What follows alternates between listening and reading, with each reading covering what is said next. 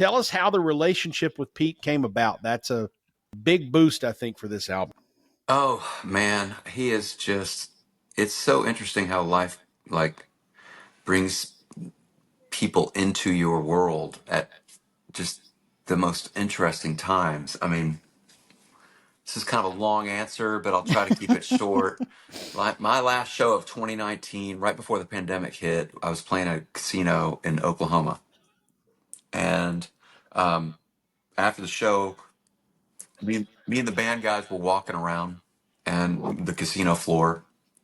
My bass player was on a roll. He was playing, I don't know, slots or something, but he knows what he's doing in that whole world, and I don't, except for blackjack. I think I can hold my own there, but didn't feel like it that night. I was just walking around with a drink, and my guitar player, Mark Sauceda, a dear friend from San Antonio, he's like, "Man, that was a fun show." I was like, "Yeah, man, you were great," and just shooting the shit. And he said, "Have you ever worked with Pete Anderson?" I was like, "No, why do you ask?" I mean, I grew up like hearing his records on the radio when I was like 19 and thinking to myself, man, that's a freaking monster sound. Like, if I ever get to make a record, I'd want it to sound like that.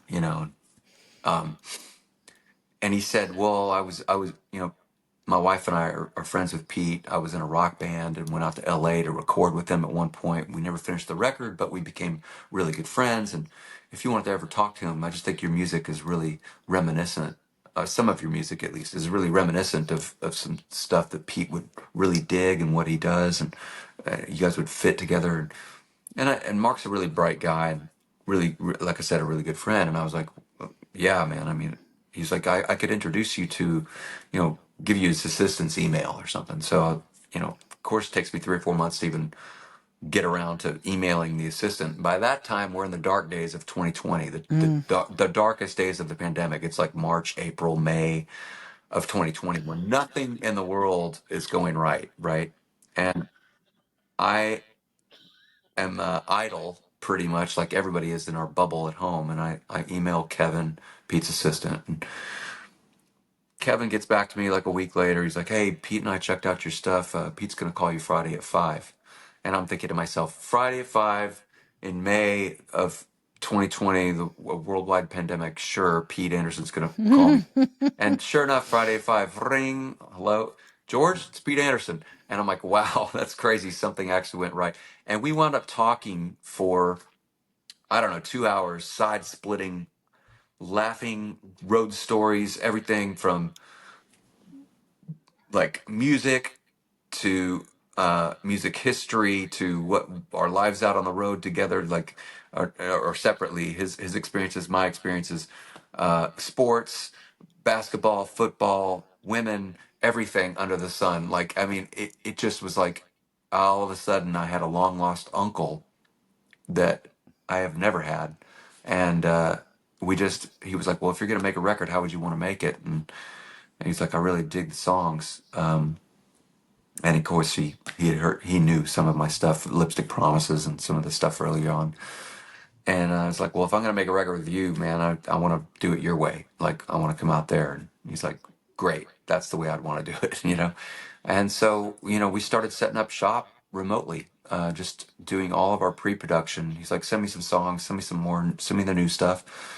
Started Dropboxing him the new tunes, just me and a guitar, and we would get on Zoom calls right here in this room, just as my little man cave down here, and we would go over the songs. He'd like, just for hours.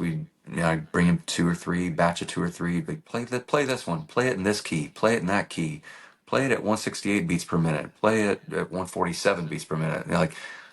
And I had a metronome in my AirPod, and dial it up at 147 or whatever he would say, and I'd play it, sing it, and he would be on the other end with a guitar in his hand in Los Angeles in his studio, and we would just talk about what to do with these songs. And that's pretty much it. We had the pandemic forced us to really slow down and really map these things out, and I think that's one of the reasons why this record turned out to be such a monster. And I do believe it, and Pete believes it. Like, as excited as I am about the record, to hear him talk about the record, he's like, you want to run through a wall. Like, I mean, he's like, he's really, really, he's even more fired up than me. Like, you should get him on and do a segment with him as well. Like, he's just great. We've already got 2 songs in the can for the next record.